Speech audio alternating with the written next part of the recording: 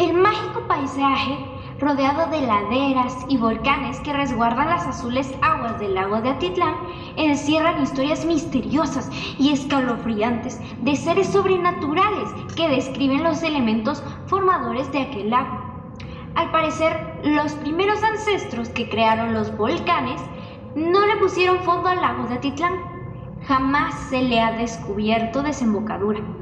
En él habita una serpiente emplumada que protege a los peces patín o peces mágicos, que un día Gagavitz y Chetehau echaron al lago cuando se quedó sin peces, y a los pueblos del origen Sutuil que habitan en la región. El Xocomil no es más que la fuerza del amor de un muchacho por una patoja, que en su esfuerzo por conquistarla, se convierte en un enérgico remolino para poder verla todos los días al atardecer. Cuando vayas de visita al municipio de Panajachel, no te confíes de la tranquilidad de las aguas cristalinas del lago. El motorcito del desvencijado camión de modelo atrasado seguía ronroneando mientras era conducido por la serpenteante carretera de terracería que bordeaba el lago de Atitlán. En su interior viajaban varios peones de una finca hacia uno de los pueblos que se encontraban junto a las aguas casi mágicas del lago. Los peones platicaban narrando historias de las aguas del lago, la fuerza del Xocomil y los seres sobrenaturales que salían de sus escondrijos durante la oscuridad de la noche. Después de una curva muy cerrada, el motor hizo un ruido extraño. ¡Es la chumacera!, gritó el conductor, que también era mecánico. El sol sobre el horizonte se tornaba rojo y su fuerza ya no calentaba el ambiente. Démonos prisa para llegar a una finca. Tal vez consigamos con qué remolcar el camión, dijo el conductor. Pero alguien tiene que quedarse cuidando el pichirilo, agregó otro de ellos. Las caras de todos los peones se entristecieron. Por la fama de la montaña, el temor a algunas fieras, serpientes, zancudos, mosquitos, tábanos y el silencio de la noche, que a veces se interrumpía por el bramido de las bestias, o el desprendimiento de una roca y el eterno chocar de las aguas del lago contra las piedras. Los mozos decidieron echarlo a la suerte, así que la responsabilidad de cuidar el viejo camión recayó en Pedro. Pobrecito Pedro. El peón no quería, pero el jefe lo convenció. Mañana te doy descanso. Podrás irte a tu rancho a ver a tu mujer y a tus hijos. ¿A qué le vas a temer? Te dejo la llave. Vos juntás un fuego y después de cenar te metes a la cabina, subís los vidrios y te pones a dormir como en tu rancho. Sus últimas recomendaciones fueron: no vayas a tocar las piezas del motor del camión. Casi de inmediato se marcharon todos. Antes de que la noche se apoderara del lugar, Pedro juntó fuego, preparó su café y descansó. Repentinamente alcanzó a ver una llamita azul entre las enormes rocas, y al sentir el ataque agudo de los zancudos se dirigió a la cabina del pick-up. Hizo a un lado las puntas de los resortes salidos del asiento. Estuvo un rato meditando sobre su familia y se quedó profundamente dormido. Al buen rato, Pedro escuchó una serie de ruidos que lo despertaron. Estaba en el mismo lugar y parecía que empezaba a amanecer, pero el alba no prolongaba demasiado.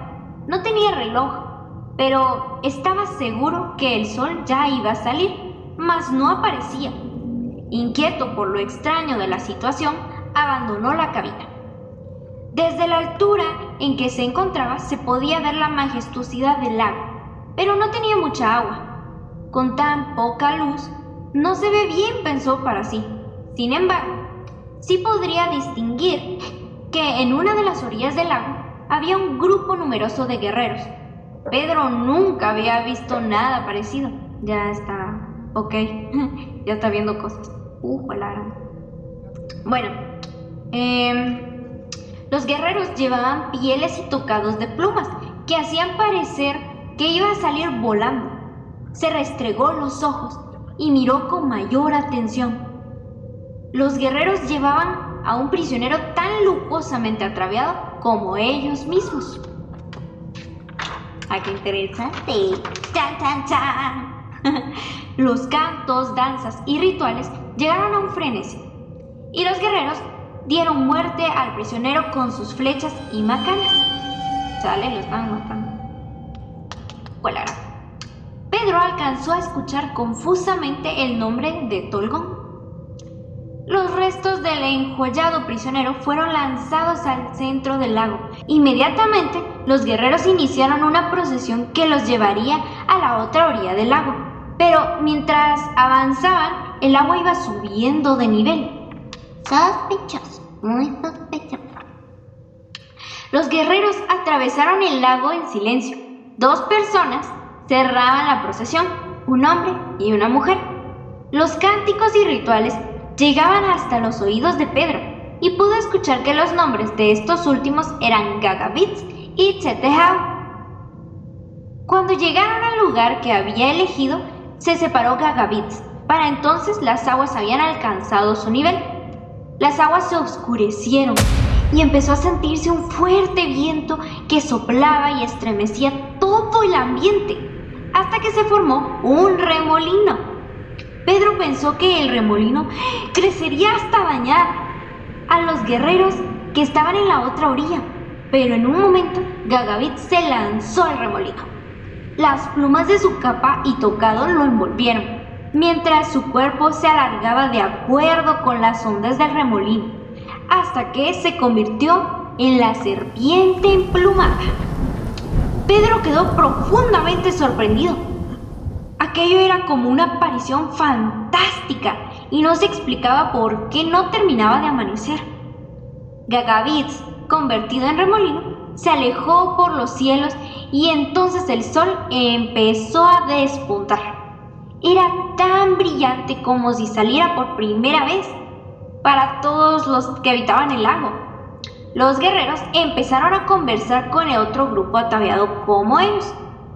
Pero lo que Pedro pudo ver, aunque no escuchaba nada, los grandes señores estaban dividiéndose el lago en 2 mitades. ¡Ay, qué rarito! Mientras los grupos de guerreros se alejaban, Pedro vio unos pescadores. Estos bajaban por las laderas del lago y subían en sus cayucos. No podía distinguir ninguno de los pueblos que conocía, ni tampoco las carreteras. Los pescadores llegaron a cierta distancia de la playa y echaron sus redes, pero las sacaron vacías. ¡Qué raro!, pensaba Pedro. A esta hora siempre hay peces. No lo entiendo. De una población que Pedro nunca había visto antes, surgieron unos hombres. Iban ataviados con capas y tocados de plumas y jade. Llevaban unas tinajas decoradas con peces. Vaciaron el contenido de sus tinajas y mientras se esparcían entre las aguas del lago, se podía ver que del agua donde caía el contenido. ¡Qué chilero! Poco a poco, el color se fue extendiendo por todo el lago. Cuando llegó a las orillas de los cayucos, los pescadores se veían felices porque sus redes salían llenas de pescado. ¡Ellos echaron los peces!, exclamó Pedro, cada vez más sorprendido. ¡Pedro, Pedro, despertá! ¿Qué tenés? ¿Qué te pasó?, preguntaban los hombres que habían llegado por el camión que Pedro se había quedado cuidando. Pedro tenía fiebre, casi no podía hablar y su mirada parecía perdida. Apenas se sentía su respiración y un sudor frío recorría su frente. Miraba a sus compañeros sin verlos, quienes decidieron llevarlo al hospital de Sololá. Lo subieron al camión que les iba a servir de remolque y se apresuraron a llevarlo por el camino serpenteante. «Esto es cosa de la quebrada», dijo Antonio preocupado por su compañero. «No lo hubiéramos dejado solo. Ojalá que se mejore», añadió Juan. El tercer peón que iba manejando permaneció en silencio, tratando de conducir tan rápido como el camión remolcado se lo permitía. A mí me han dicho que hay que andar con cuidado si pasas la noche junto al lago, continuó relatando Antonio mientras viajaba. Me contaba mi padrino, José, que un hombre tuvo necesidad de irse por la tarde con su mujer y su hijito a San Pedro la Laguna. Tenían que buscar a un anciano para que curara a su hijo. Si tienen duda, esta familia intentó cruzar el lago mientras era de noche y el lago casi los mata. Y cuando el muchacho logró salir con su hijo, fue así como... Solo logró agarrar al hijo, no logró agarrar a su esposa. Y pues su esposa logró salir del lago, pero cuando salió del lago parecía como si algo se hubiera llevado su alma. Entonces, cuando se fueron con este curandero, lo que pasó fue que le dijo, no, el chocomil se quedó con el alma de tu esposa. No, hay que recuperarlo. Logran recuperarlo y la esposa vuelve a la normalidad, ya con un poco de trauma, así como, chale, o sea, chispas, chispitas, no vamos a volver a pasar por ahí. Siguiendo con la historia, dice lo siguiente. La noche anterior, Josefa se encontraba remendando la ropa de su marido. Ella se acercaba mucho a la débil luz del candil para pasar el hilo por el ojo de la aguja y seguir cosiendo. A la medianoche, oyó que alguien iba bajando por el camino. Pensó que eran los ruidos de algún perro. De pronto, sintió que el corazón le latía con mayor fuerza, a punto de salirse del pecho. Eso lo he sentido cuando tengo pesadillas. Por si no han tenido pesadillas, así se siente feo. O cuando uno se asusta mucho. Bueno, los pasos los sintió cerca de su rancho. Ese es Pedro, se dijo. Dispuso a venirse a estas horas de la noche. Se quedó esperando que tocara la puertecita, pero los pasos murieron cerca de la entrada. Trató de levantarse y no pudo. La luz del candil se volvió azulosa. Quiso rezar, pero tampoco pudo. Empezó a ver nublado y cayó al suelo. ¡Whoopsie! Chispas. Los perros empezaron a aullar. Andrés, el hermano de Pedro, oyó el golpe contra el suelo y pensó que uno de sus terneros se había salido del corral. ¿Qué sería ese ruido?, dijo Andrés a su mujer y añadió: despertar a Josefa, que su muchachito no deja de llorar. Tocaron y tocaron la puerta del rancho, pero nadie les abrió. ¡Qué mujer tan piedra que no siente!, comentó Andrés. El ruido fue tal que acudió la suegra de Josefa y obligó a Andrés a derribar la puerta. La encontraron tirada en el suelo. Trataron de reanimarla hasta que poco a poco fue dando señales de vida. Como ya estaba amaneciendo, la llevaron al hospital de Sololá. Cuando los peones y los familiares de Pedro se encontraron en el hospital, no salían de su asombro y no sabían qué significaba todo aquello. Afortunadamente, ambos esposos se recuperaron y relataron sus experiencias a sus amigos y familiares. Al enterarse de todo lo que había pasado, la gente reafirmó su temor y respeto por aquella quebrada que le había enseñado a Pedro el misterio del viento Chocomil. Y colorín colorado, este cuento se acaba. No, este cuento no, esta leyenda se ha acabado. Entonces, eso, ¿verdad, mucha? Espero que les haya gustado y nos vemos a la próxima en Contando Magia y Misterio de Guatemala. Adiós.